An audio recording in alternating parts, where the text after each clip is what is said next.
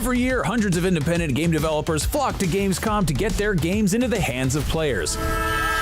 Welcome to the Gamescom Awesome Indie Show 2026. Coming up, we're highlighting some of the coolest, weirdest, most impressive, most ingenious independent games from this year's Gamescom. You can expect exclusive trailers and gameplay reveals, in-depth game previews, and interviews with the people bringing these games to life. I made a game about just walking around in this environment. So don't go anywhere. The Gamescom Awesome Indie Show 2026 starts right now. What's up, everybody, and welcome to the Gamescom Awesome Indie Show. I'm Damon Hatfield, coming to you from IGN's Los Angeles studio. Gamescom is a celebration of gaming worldwide, and every year, hundreds of studios from nearly 70 countries around the world make their way to Cologne, Germany to share their work with you. And the Gamescom Awesome Indie Show is a chance to showcase some of the coolest new projects from independent developers. You might know some of them, others might be brand new, but they're all doing incredible work. But like I said, Gamescom is an international affair, and the Gamescom Awesome Indie Show wouldn't be possible without all of IGN's teams around the globe working together. It's time to check in with my esteemed colleague across the pond, Jane Douglas. Thanks, Damon. I'm here in IGN's brand new London studio. Coming up, we'll be showing you a ton of trailers and dropping some exclusive release date reveals. But we'll also bring you some hands-on previews and talk to some devs about how these games came to life. In just a moment, we'll hit the Gamescom show floor to see some indies out in the wild. But first, there are millions of games out there to keep track of, and here at IGN, we pride ourselves on helping you find what to play next. Scan the QR code on screen and you'll be able to easily wishlist any games shown during the Gamescom Awesome Indies show or elsewhere in our Gamescom coverage. Now, let's hand things over to our field team. Thanks, Jane. You're watching the Gamescom Awesome Indie Show. We're here on the Gamescom show floor, and it's massive and full of incredible video games to play. That's right, and in just a bit, we'll get to play some awesome indie games, but first, it's time for some trailers. These next games take a classic idea and add a whole new spin to them. Let's take a look at our first batch of games right here on the Gamescom Awesome Indies Show.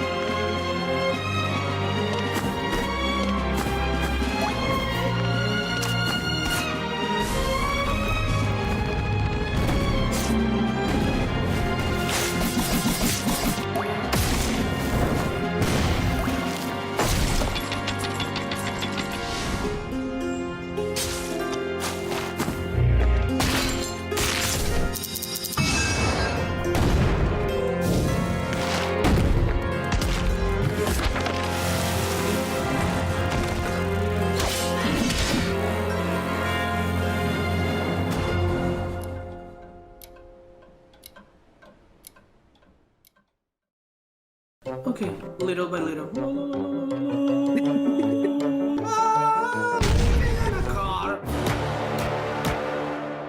Keep going, keep going, keep going. I'm so scared right now, but it's okay. We got this.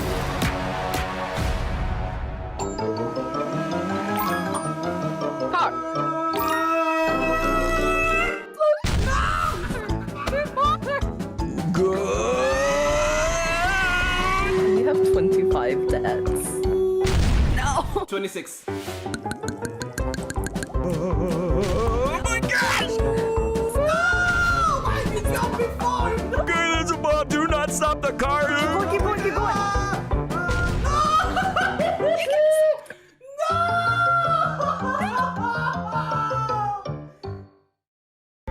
our lobby secretary, you play a crucial role, and I realize this may be challenging because you are a cat. While your office work has been exemplary, it has come to our attention that you have been doing tasks outside your purview. Ha ha ha. Although we may joke, this is no laughing matter. Among your offenses, you have been misusing company resources, destroying Doc's property, violating our non-compete clause, seducing our middle management, and sleeping on the job. Your personal improvement plan is to be a good corporate asset with a silly little face and tiny toe beans. Remember, the executives are always watching. Because they care about your performance. Thank you for listening. Your constant commitment to improvement will someday make you adequate. Wonderful! Now go be the best cat secretary you can be.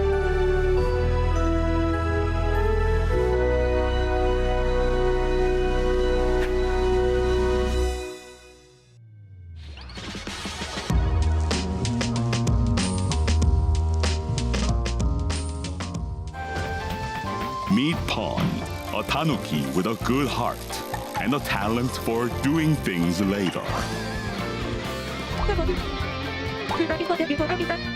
The Matsuri Festival is right around the corner. Let's just say it has seen better centuries. So Pawn gets to work. A letter here, a package there, and a totally necessary backflip to top it off.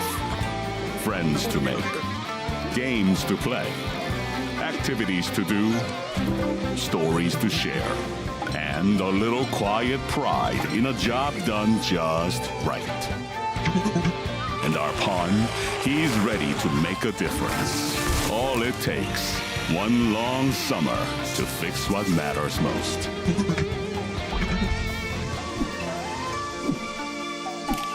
Tanuki Pawn Summer. Wishlist now.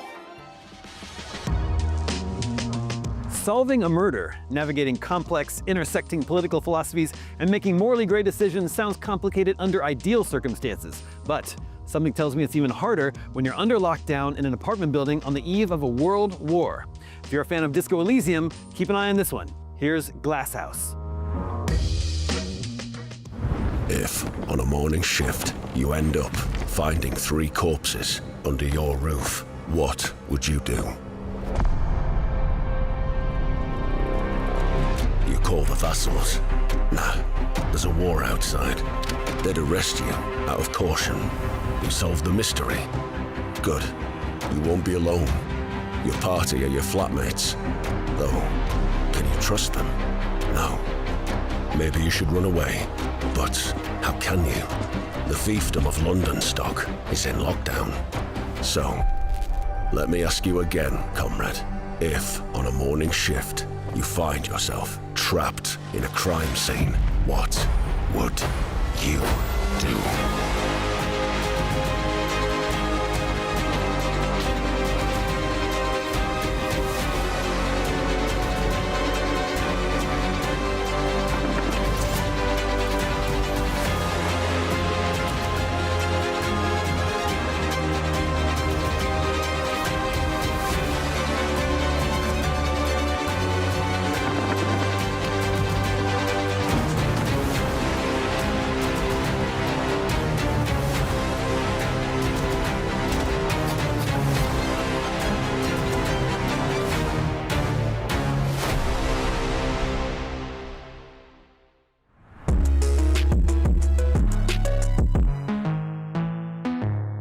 There's a spectre haunting the fiefdom of London stock. Trapped both in his lockdown apartment building and the dystopian society of London stock, Wildemar is having an extremely bad day. Stepping into his shoes in atmospheric isometric RPG Glass House means dealing with the demands of the strange and abrasive residents, wrestling with a web of competing ideologies, and investigating a triple murder, all with a blinding hangover. Between its political musings, bleakly funny setting, and human train wreck of a protagonist, comparisons with Disco Elysium are unavoidable. Glass House wears its inspiration firmly on its sleeve, but it's shaping up to be much more than just a clone. One standout is its turn-based combat. When things turn ugly, you're free to turn to fists or any weapons discovered during the investigation, rolling dice to inflict damage on the opponent's health. But words can also be just as impactful as violence.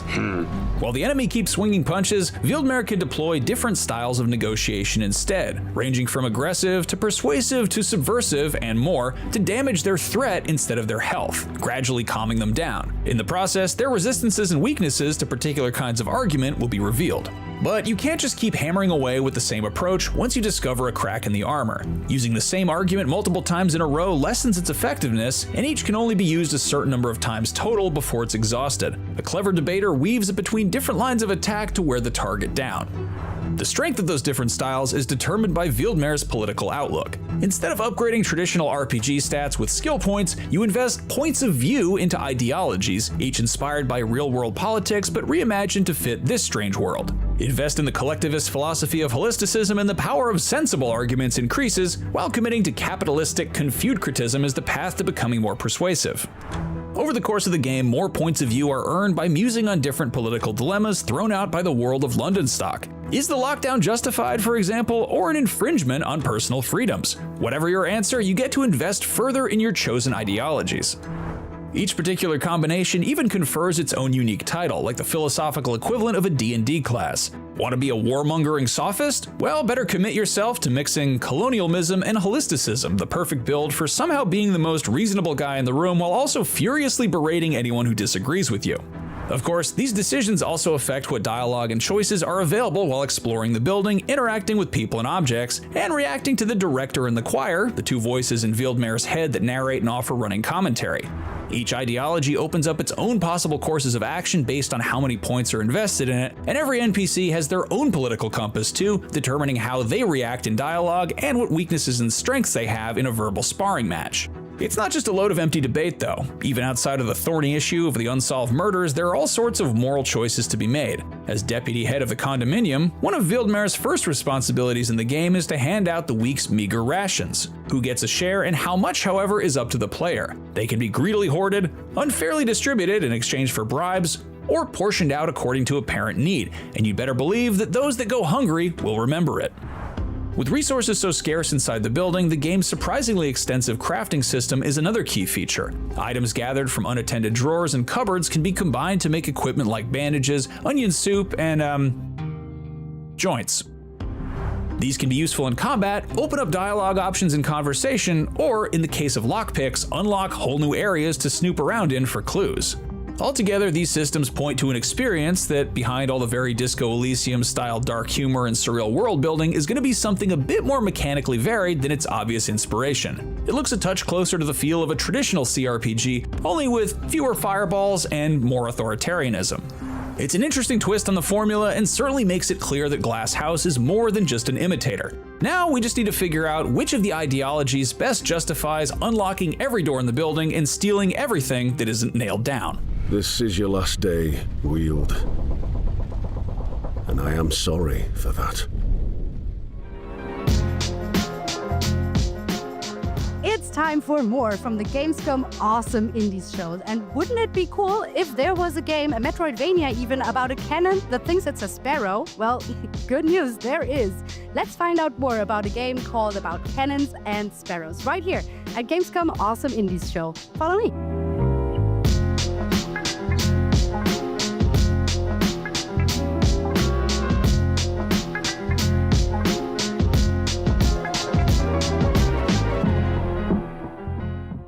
About Cannons and Sparrows is a Metroidvania action-adventure with a little cannon which hatches from an egg and thinks it's a bird.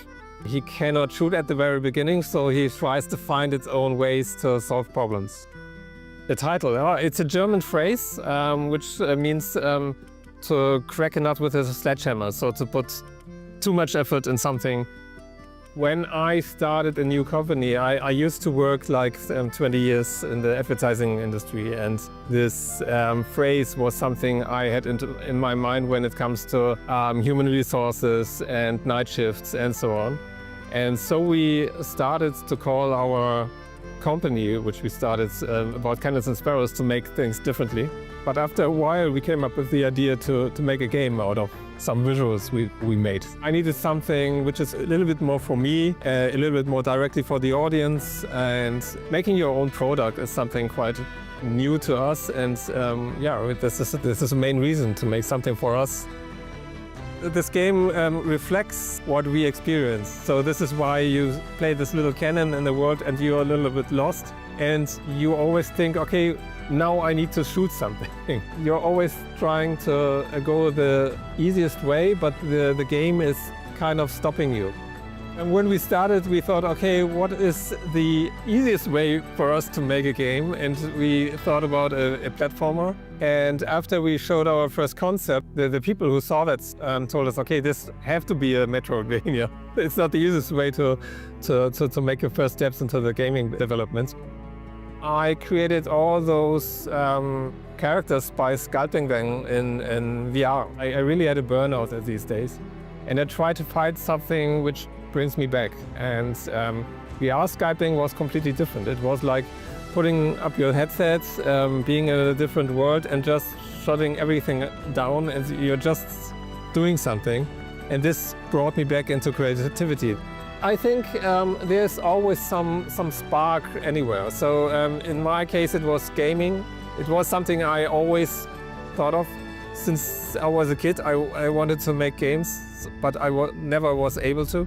And so the Unreal Engine and the modern, the modern tools are helping me with that.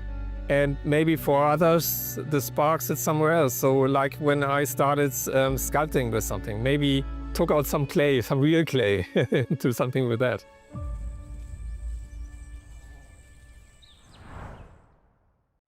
I'm here with Nico from About Cannons and Sparrows, and I really, really want to play the game. Can I, Nico? Absolutely, yes.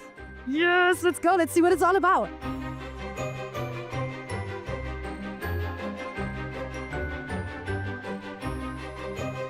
So I got to play a bit of the demo, and to be honest, that is very, very fun. Like usually, like jumping and all that is not like my go-to games to play, but this one looks so cute.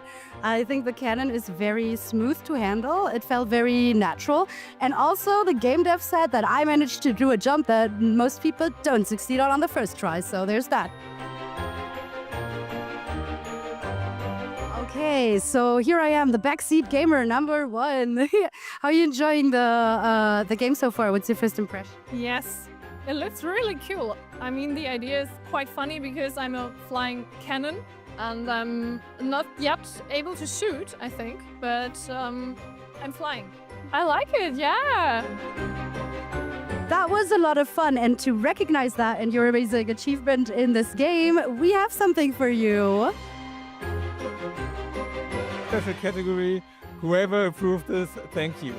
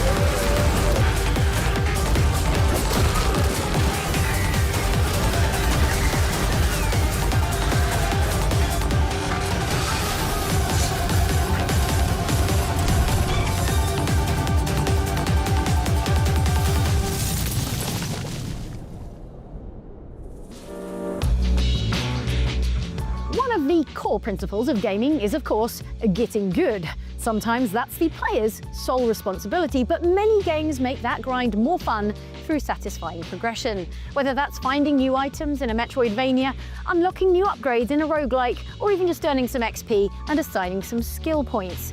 The next bunch of awesome indies are all about growing stronger. Take a look.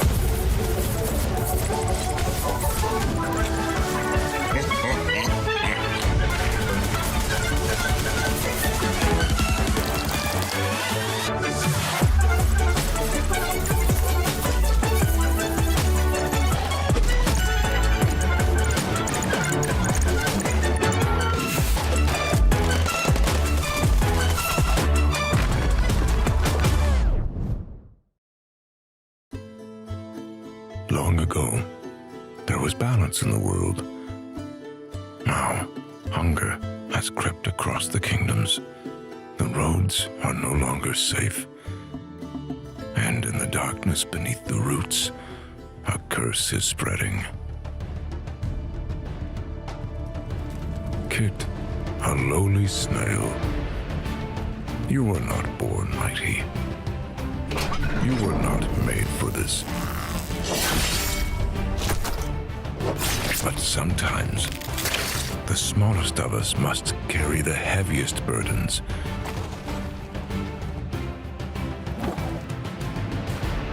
Trust your friends. String your bow. Take up your blade. There is strength beneath the smallest shell. There is courage in the softest heart. Face what waits below and restore what has been lost.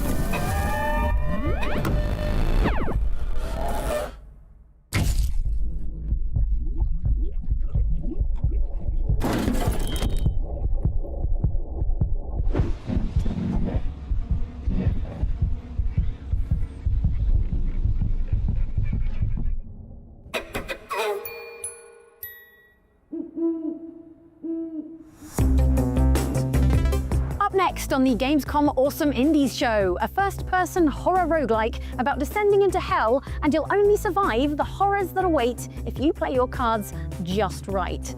No, I mean literally, because it's also a tarot-based deck builder. Have a look.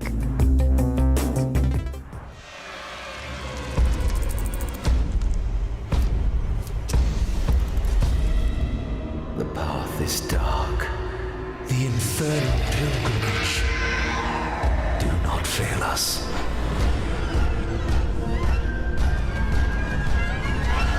Another pilgrim, so fragile. A little firefly that plays with such passion. Your loss I'll savor over and over. Build your deck. Strengthen the souls of your cards and sacrifice others for your freedom. No chains, but pilgrims bound must play or be consumed by something bigger than us.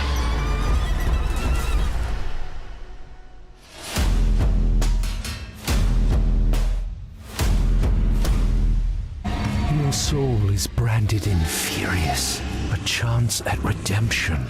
In this roguelike deck builder, just making it to the card table is a tense scramble for survival. And then it's time to try and outplay a terrifying ghoul who absolutely loves making eye contact. Infurious is a unique combination of first-person horror and tabletop strategy set in a truly unsettling vision of hell itself. With only a lantern and a deck of cards for protection, descending through the layers of the underworld is a daunting task. In Infurious, hell isn't an inferno, it's a cold, deathly place built of cavernous structures through which gaunt creatures creep. Though the game's 9 levels are inspired by Dante's Divine Comedy, there's more than a little Lovecraft in here too, in the impossible architecture, eldritch symbols, and the slowly draining sanity meter that serves as your health. It's a world as visually arresting as it is disturbing. The souls that haunt these foreboding halls seem lost, like they've forgotten their purpose. Some lie catatonic on the cold floor or pray hopelessly, while others simply stare at you as you pass. But some of them, and it can be difficult to tell which until they spring to life, are hunters ready to relentlessly pursue a tasty traveler. After several minutes of quiet exploration, walking past everything from gnarled hands reaching out of the walls to shelves of severed heads whose eyes follow you as you pass, a sudden pursuit is a shock to the system.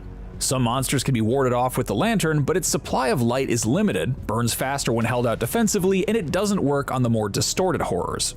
A little stealth can be helpful, but inevitably sneaking soon turns into panic sprinting to the next safe room with echoing footsteps a hair's breadth behind every step of the way. Survive these encounters and the reward is to sit down opposite a creature much like the ones that were just trying to make a snack of you and play some cards. The deck is made up of two things: major arcana of the tarot such as the Fool, the Star, and the Wheel of Fortune, which serve as your minions, and stat buffs that can be applied to those minions to help keep them alive and battle the enemy. The arcana are deployed across a trio of lanes, one in each, and once both players have taken a turn by playing 3 cards, they attack whatever is in front of them in order of their speed stat. If that's an enemy arcana, they'll deal damage to it. If the lane ahead of them is empty, they'll attack the other player directly, removing one of their 5 lives. The rules are simple, but there's a real tension to these showdowns that echoes the horror of the exploration side of the game. Each card can only be played once, and if an arcana dies, other cards have to be sacrificed to make that lane available again. So just throwing minions in the way of enemy attacks is a survival strategy that very quickly runs out of steam. At the same time, if an enemy arcana is able to stay on the board for too long, greedily gobbling up buffs, it can become effectively unstoppable. Anything put in front of it will simply die before it has a chance to get strong enough to even fight back. Preventing that in all 3 lanes is tough, and more often than not, winning the match is its own kind of sprint for survival. If you can't slay an arcana, you can only hope to outpace it, getting enough hits in across the other 2 lanes to defeat the enemy before they can take full advantage of their creation. Win, and the reward is a creepy treasure chest that opens itself, wizened arms extending to offer a choice of new cards to add to the deck.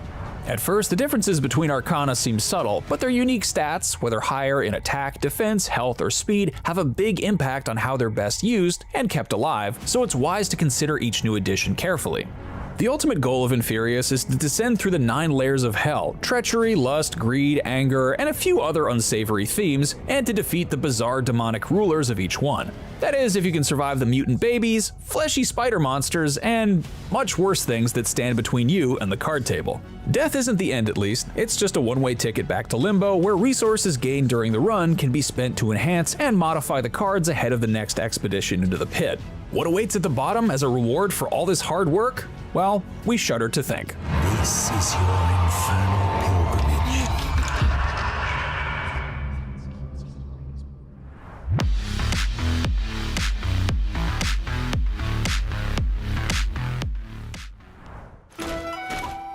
A new strategy game where 4X meets Colony Sim.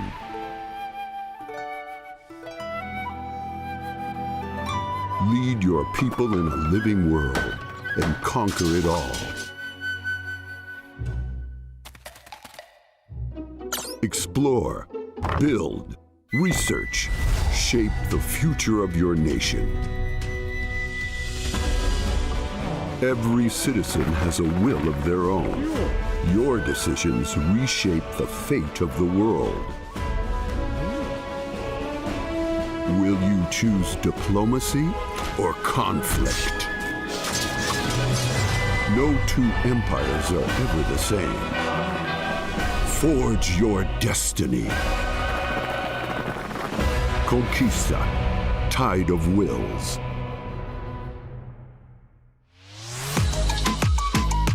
You're rocking with the Gamescom Awesome Indies show. As you can see, there's a giant robot here at Gamescom, which reminds me of our next game, a fast-paced twin-stick shooter, 9 rounds rapid, set on a futuristic space station. But before we play it, we'll hear from the team creating it, right?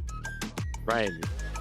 And speaking of connecting with passionate members of the gaming community, Gamescom.global is the digital content hub you won't want to miss. Players from all around the world get access to streams, trailers, and exclusive content from Gamescom and the games showcased on the show floor, along with Gamescom's shows. It's amazing. And if you want to take up a fun quest yourself, check out Gamescom Epics, our interactive adventure where you can become part of Epi's journey. Through the Gamescom-verse, across 7 chapters, new tasks, challenges, and loot await you. Check out Gamescom.global or follow this QR code.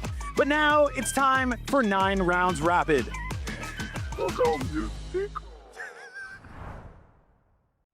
My name is Joe Plant. I'm a director, lead artist, and a dev of our game 9 Rounds Rapid.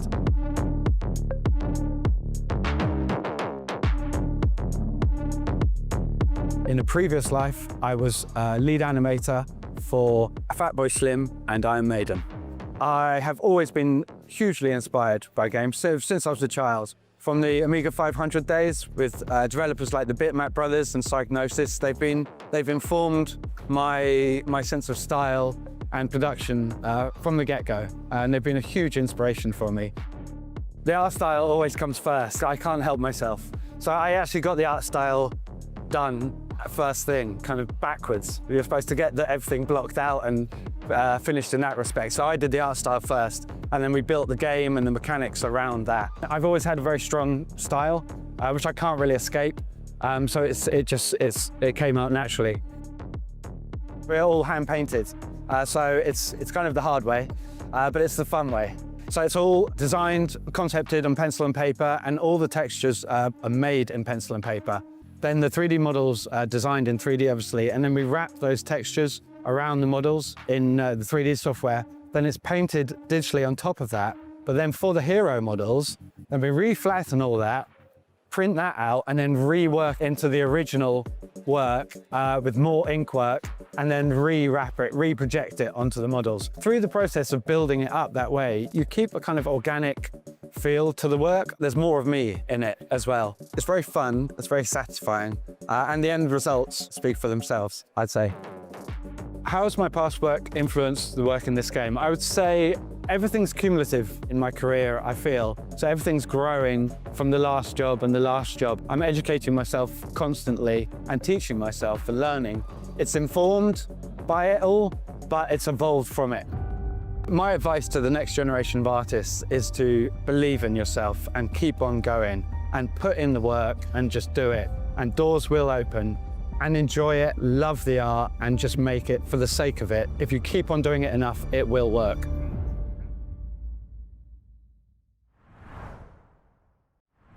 And we made it to the 9 rounds rapid booth here on the show floor, and it's time to finally play the game. Let's go.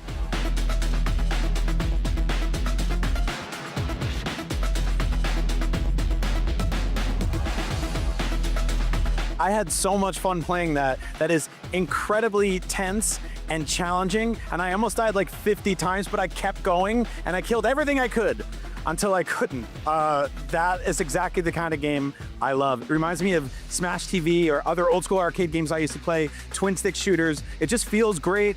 The weapon upgrades are awesome. I love the art direction and the robot enemies and everything. It is exactly what I want to play more of. But hey, I should probably let other people play this game too, so let's go see what the folks at Gamescom think of it.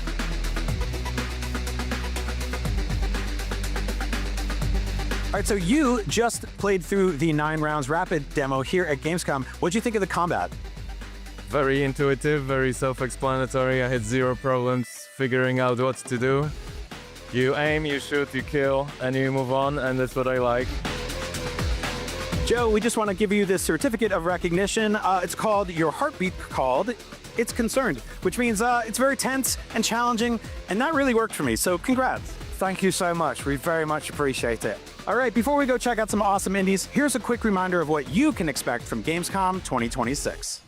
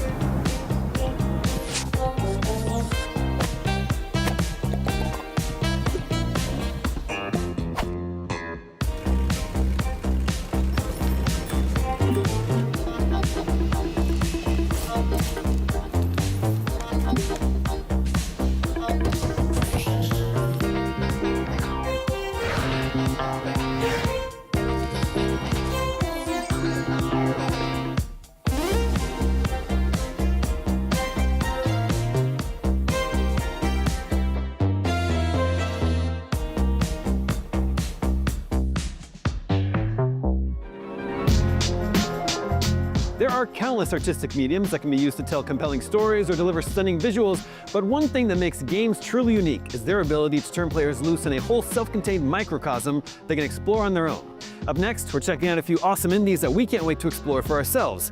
Take a look.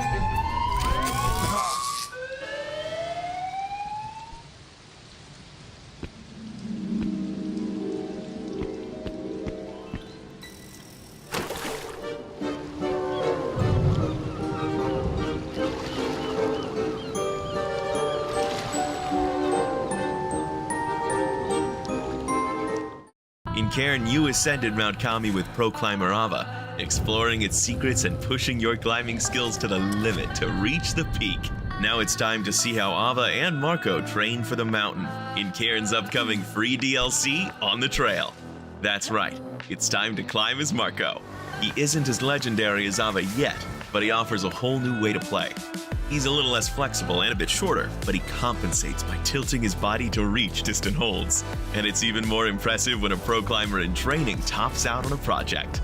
And we have plenty of new projects for you. Discover the challenges set by legendary climber Otto Mondo. More bite-sized climbs still packed with the challenge and discoveries you expect from Cairn. Get started in a climbing gym filled with technical routes. And then trek to a tropical deep water paradise and a collection of ruins on a remote island. Oh yeah, lots of fun things here. As long as you don't mind water. These new locations up the challenge while dialing down the lethality just a tad. Water hurts a lot less than stone, making deep water solo a great choice for hardcore training. I made a splash. However, you'll still start from the bottom if you fall into the drink. To preserve Cairn's survival challenge, we've introduced energy mode for these new climbs. You only have a certain amount of energy to reach the top, so be sure to spend it wisely and try not to fall too much.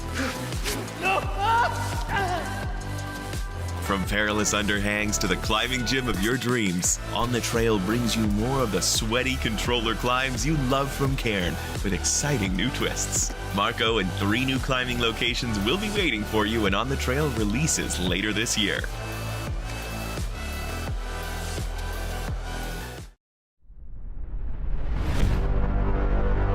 In a future where our police have lost all dignity. Are you an actual cop? Sir, I'm a public safety officer. I enforce the law with kindness and vulnerability. Where diverse youth dress up like animals. We are the feral furries, the coolest kids in the Anthropocene. Where government spending is out of control. We have universal health care. You didn't pay for it. If everything is free, well, then I'll take 10 euthanasias. In a future where was I going with that? So what's this last quest list? Before you die, you have to eat a real steak. Hell yeah! Smoke a cigar. Appropriate. Drink a Coke. Oh, I miss Coke so much. Drive a combustion engine car. Ooh. Get into a fist fight. Oh, I always wanted to do that. Future? No thanks.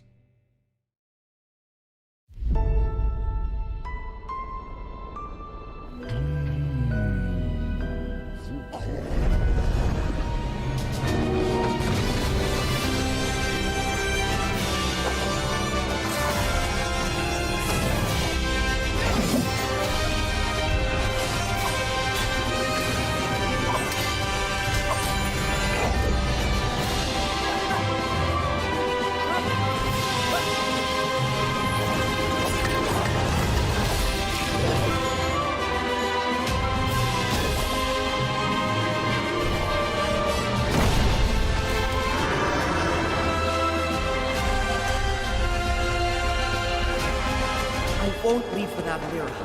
I need to find her.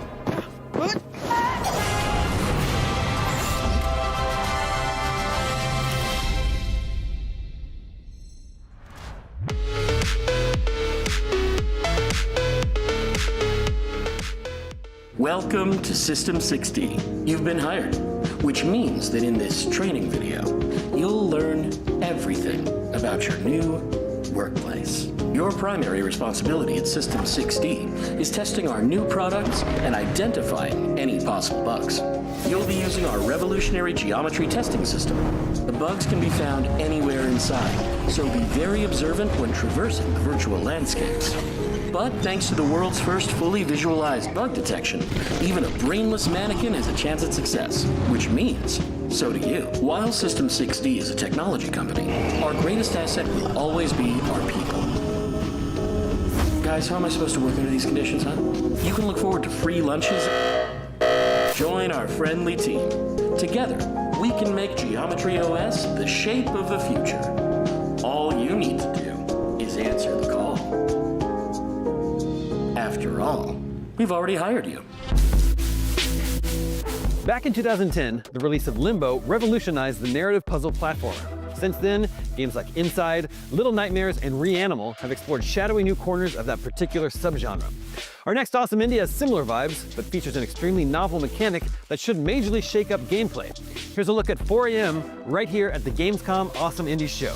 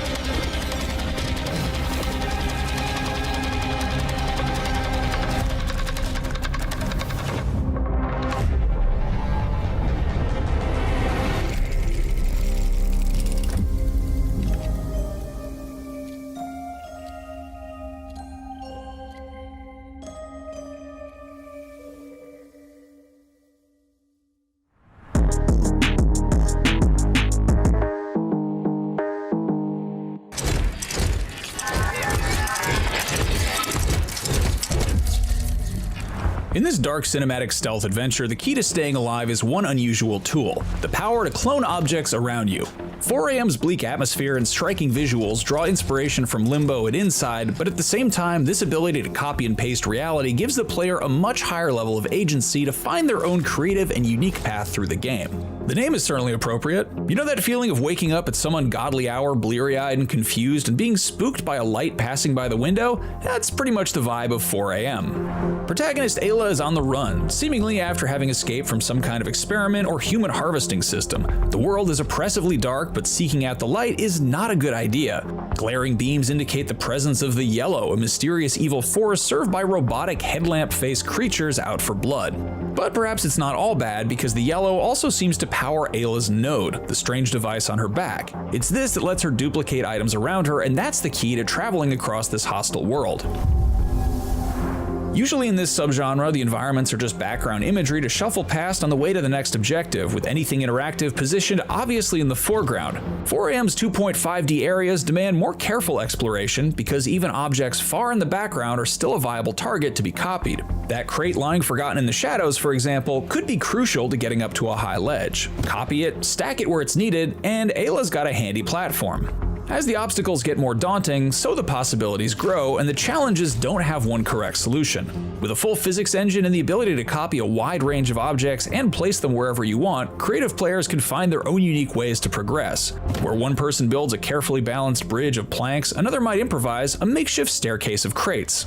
The system promises to branch off in all sorts of unique directions as different puzzles and environmental effects present themselves. From changing the elevation of platforms by stacking them with heavy objects, to catching a crate on on fire before placing it to burn away a barrier, to dropping a metal pipe between two generators to enable the flow of electrical current between them, the possibilities are really intriguing. And that same spirit of improvisation extends into the tense encounters with the minions of the Yellow. Ayla's no match for hulking spider robots, so stealth and speed are key. Duplicated objects can provide something to hide behind, for example, and enemies react to sound and motion, so a crate dropped in the right place can be a clever piece of misdirection. What's really compelling is that at the same time that these elements grant the player much more agency than in other cinematic side-scrollers, they also seem to enhance the feeling of vulnerability. Instead of triumphantly finding the one correct solution, Ayla is always scrambling for an improvised way through, her wobbly constructions often collapsing behind her as gravity takes hold. When she escapes from a mechanical monster, it's by the skin of her teeth, sprinting for safety as stealthy plans start to fall apart. There's no sense of safety to be found here, and studying the environment for possible tools only highlights how vast and mysterious the looming backdrop is. Ayla feels tiny and defenseless as she scrambles past strange architecture and along empty roads. What exactly happened to this seemingly crumbling civilization is deliberately mysterious, with a story that, as in 4AM's inspirations, seem to be told without any dialogue. There are hints of the Matrix films here as well, with humans hunted by machines and held captive en masse in glowing pods. Does that suggest this is another tale of technology gone awry? And just as there's a focus on player agency and the puzzle solving and stealth, the narrative too is peppered with important decisions. As Ayla happens upon different events playing out in the world, such as discovering a cage full of freshly captured people like herself kept locked by a nearby device, she can choose whether to pass on by or to put herself in danger by intervening. It can sometimes feel like there's nothing new to see among Limbo and Inside's many imitators and successors, but 4AM makes one of the most convincing pitches of recent years.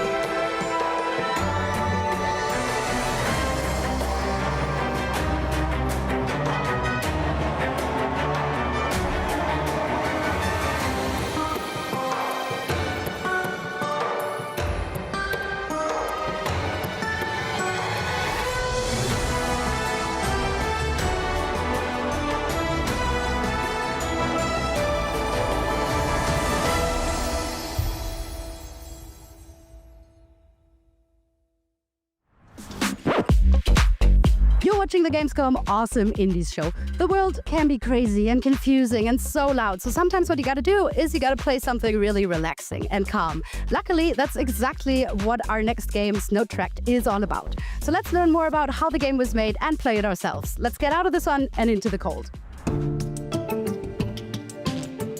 Hi, I'm Victor, and I make the game Snow Tracked, which is a simulation of you just being a kid during winter in a beautiful landscape. And you can roam around, explore, and play around with your friends also. Being a kid for me is you're being driven by your curiosity, so you don't have any demands on you from the outside. You're just like, oh, I want to go that way. So that's the game I wanted to make, and it felt right to have it around you being a kid. I think I've always liked snow and how light falls on snow. And I'm inspired by a lot of other things like sci-fi and those things I've done for work. But for my own game, I wanted to do just nature. So I moved up north to like almost the polar circle.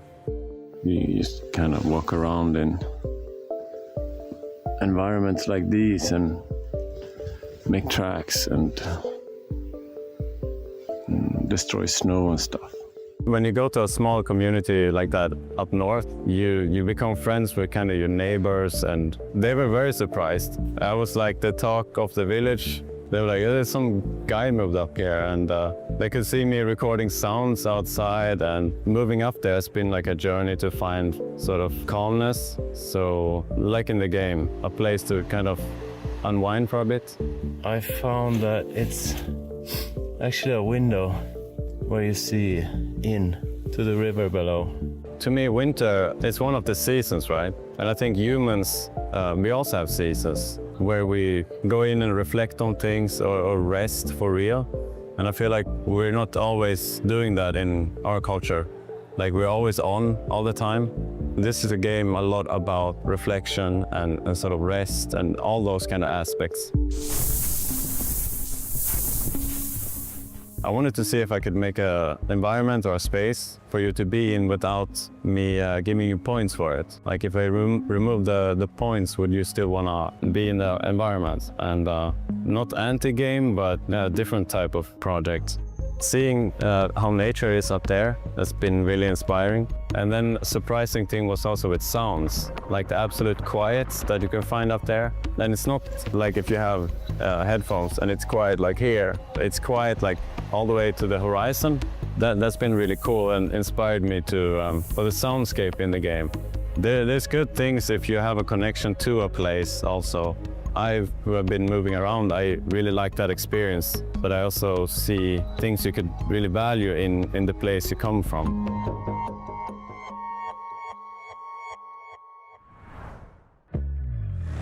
Out of the sun, into the cold. I've arrived at the GameStop for Snow Tracked, and we're gonna check out the game, see what the hype is all about.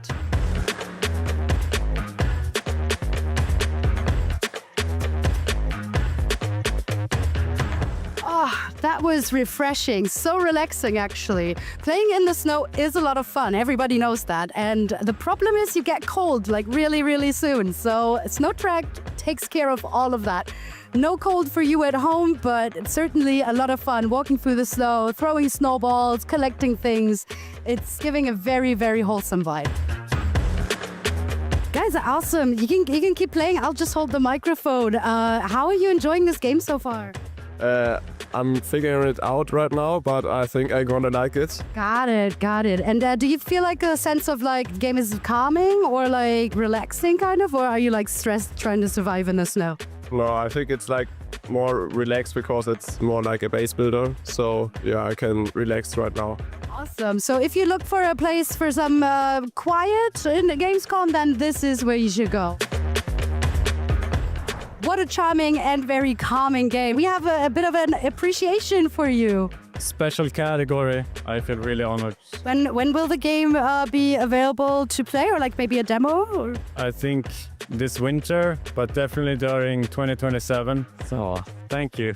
You're welcome. And yeah, I loved playing this game, and I hope you guys check it out as well. Keep watching the Gamescom Awesome Indies show.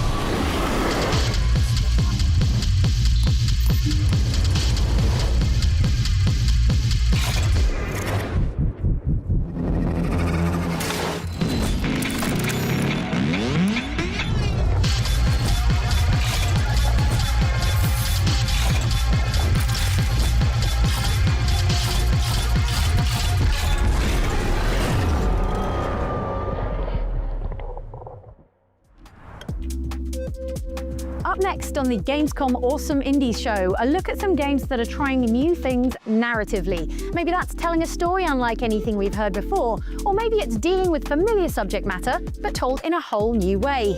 In either case, they are well worth checking out. I never knew much about my grandfather. Whenever I saw him at the lighthouse, he was tinkering with his cards. Little did I know, he found a way to keep his memories alive. I could see them unfold right in front of me. I followed the path and used what he left behind to uncover every fragment of his memory. And time flew by.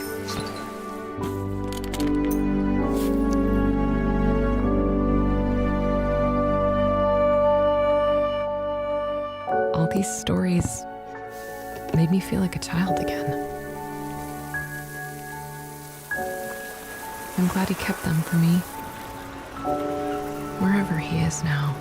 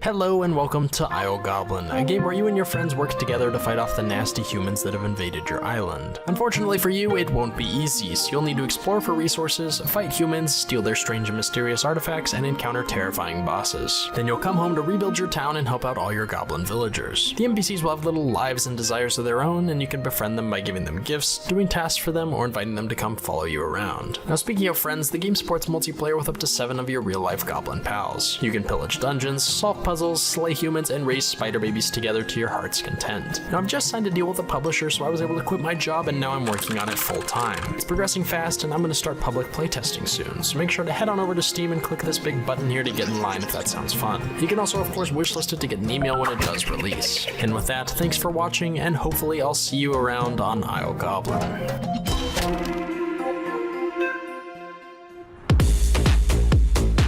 There are plenty of games that involve solving puzzles in haunted locations, and lots more that let you dabble in building renovation and interior decoration, and even a few games that feature interactive musical numbers. But as far as we know, there's only one game that includes all the above. Here's a closer look at There Are No Ghosts at the Grand, part of the Gamescom Awesome Indies show.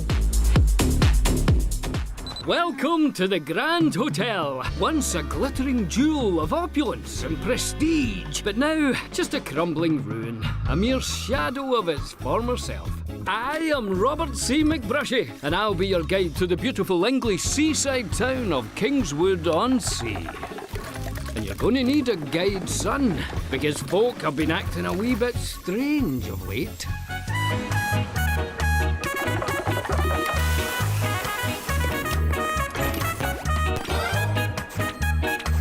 Every room I clear, the more of the hotel I unlock, the more the house seems to be coming alive. It's almost like it wants to talk to me. Chris, you need to know this house does things. It's like it swallows people. The deeper I go, the more it feels like I'm walking further into a maze.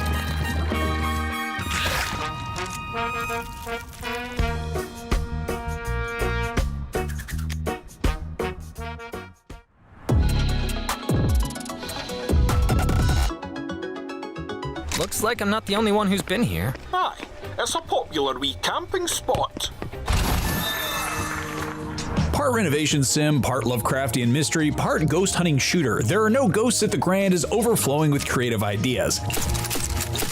From characters breaking into interactive musical numbers, to busting ghosts with paint and power tools, to literally stepping into a village's forgotten memories to discover its dark past, it's an adventure quite unlike anything else you'll play this year. American Chris David inherits a rundown hotel in a fading English seaside town, but there's nothing conventional about the way he goes about restoring the building to its former glory. Rather than using paint rollers and a power drill, David is handed a set of high-tech decorating guns. They even come with a cheerily annoying onboard AI that's desperate to tutorialize the process no matter how much he protests. The sandblaster scours away old wallpaper, smooths rough surfaces, and obliterates unwanted furniture. The power spray can instantly apply a new coat of paint to a room and somehow even shoot out wallpaper and new floorboards. Objects can be moved around with the furniture, which can also instantly summon up everything from beds to chairs to pianos, and the TurboVac sucks up any loose debris, from fallen leaves to bits of broken furniture, and where needed, ejects it back out again too.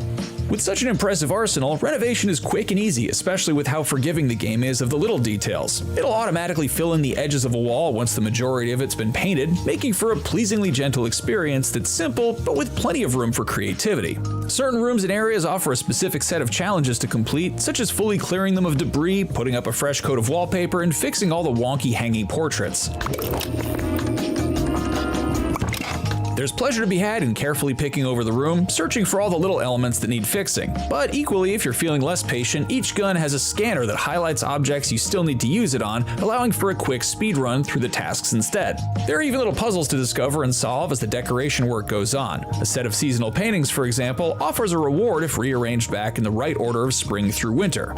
But beyond the hotel, there are much bigger mysteries in need of investigation. Progressing through the story means meeting the colorful locals, exploring the village and nearby islands, and getting to the bottom of a supernatural mystery involving ghosts, Lovecraftian monsters, and an eerie black slime. I think I've discovered where the weird black slime on the beach is coming from. Oh, so you mean it's not leaking straight from hell? And the best part? Much of it is delivered in musical form. Exactly why the local inhabitants are so prone to bursting into song, we couldn't tell you, but it's a charming way to learn more about their personalities and the village's plight. Thankfully, the musical numbers don't grind the game to a halt, often accompanying the action rather than simply being a cutscene. You even get to join in certain parts, picking dialogue choices that both change the lyrics of the verses and affect how characters feel about you. I'll do my part and unravel the strings down in the deep, deep dark. It's not all song and laughter though, and soon things take a darker turn. During a trip to an island that could be the source of the black goo, David gets stranded, and though the decorating guns are handy for creating a comfortable camp, when night falls, the supernatural creeps in. A strange black cat follows David and reveals it can talk in an Australian accent, because why not? Sorry about that, mate. I'm just looking for the dunny. While ghostly figures waver in the air and strange monsters emerge from the shadows. It can be genuinely unnerving despite the game's otherwise cozy feel. One sequence involves a swarm of creepy shape-shifting chairs, which could change the way you look at furniture forever. It's right about now you realize how versatile the decorating guns really are. A leaping monster can be put down with a shot from the sandblaster, while an invisible spirit needs to be sprayed with paint to be revealed, and yes, of course you can suck up ghosts with the vacuum. Run, boy! Run! They keep coming.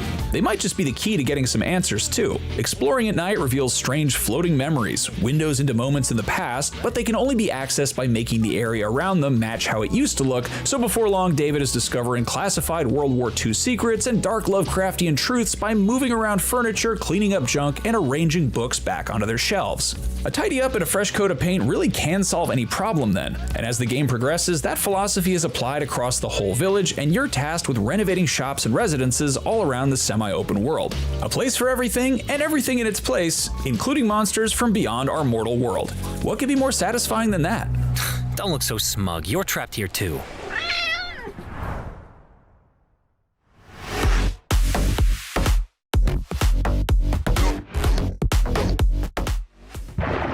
Rest in the living waters. Fear the word and rejoice with trembling. Where are we? Hell, would be my best guess. It is the faith that betrayed us. Don't you know? All change is progress. What is that? Another story ends, just as I had written it. Two nameless aspiring martyrs, one for faith and one for mankind. Let us see whose death will do more for their convictions. Be not afraid. I will be by your side every step of the way. The retro area at Gamescom 2026 is full of nostalgia, and up next is a modern retro game that not only celebrates our love for classic gaming, but also has its own little secret. I'm heading to the Gamescom indie area to check it out, but before we get there, let's learn what this retro roguelike with a twist is all about.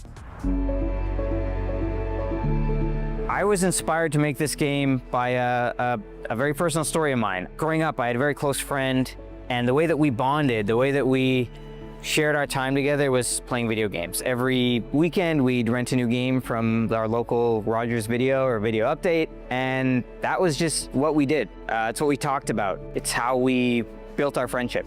And unfortunately, shortly after high school, this friend of mine, he passed away. He got ill. There was really not much we could do in the time that we had. And about maybe 10 years after that, I was back at my parents' house and I was going through my stuff in the garage, my old stuff, found my old video game consoles, and I started hooking them up and playing them just for old time's sake to see what I had, go down memory lane. And his save data was still in those games. So that idea of his, what I call the digital ghost, was still living in those games. And I felt that that was such a uniquely modern form of grief. So I wanted to make a game about this idea of digital ghosts and what happens when we revisit the past through the lens of these video games that we may have shared with someone who was important to us. The idea of this game is that you're actually playing someone else's copy of Dungeon Lurker. This isn't your copy, this isn't your game system, this isn't your space, but you're revisiting the memories that you shared with someone who had it. Even in ways that probably won't matter to people, it's all pulled from my experience of digging through those old memories. That's what that whole basement setup is. It's an old TV that really a whole setup that just hasn't been touched since the 90s or since the early 2000s. And I really want players to feel like they're, even in a slightly uncomfortable way, they're digging into someone else's life through the lens of the games that they played, the media they consumed, whatever it is. We went with a very action-focused, roguelite kind of experience because I love action games. It's really my bread and butter. It's the type of games that we would play together as kids as well. Magic Sword being a big influence there. But also we want players to really feel invested in the game world. Really drawn in to a point where they might even be totally taken off guard or surprised by what happens with the rest of the game. When a game has an overarching meta-narrative, sometimes the gameplay can be very simple because it's more focused on the story. And we want a game that you can really sink your teeth into. It's got pretty intense, more methodical combat. It's a little more arcadey in its design. The story here is really what inspired it, but we're very passionate about the design and the game experience on its own.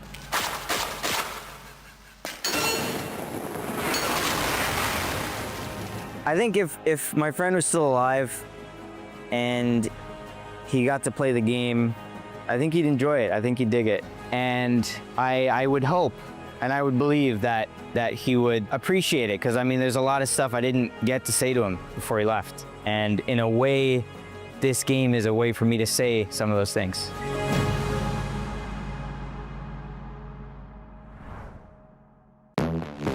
Well, I've made it to Dungeon Lurker here on the Gamescom show floor, and it's finally time to play it myself. So let's do that.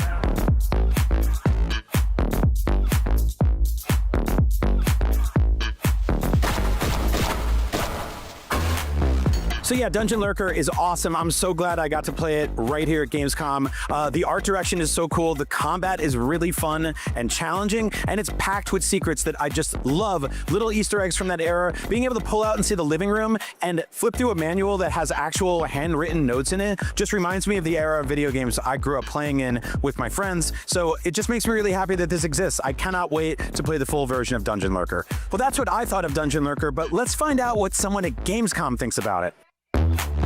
So Bjorn, you're playing through the Dungeon Lurker demo right here on the Gamescom show floor. What do you think of it?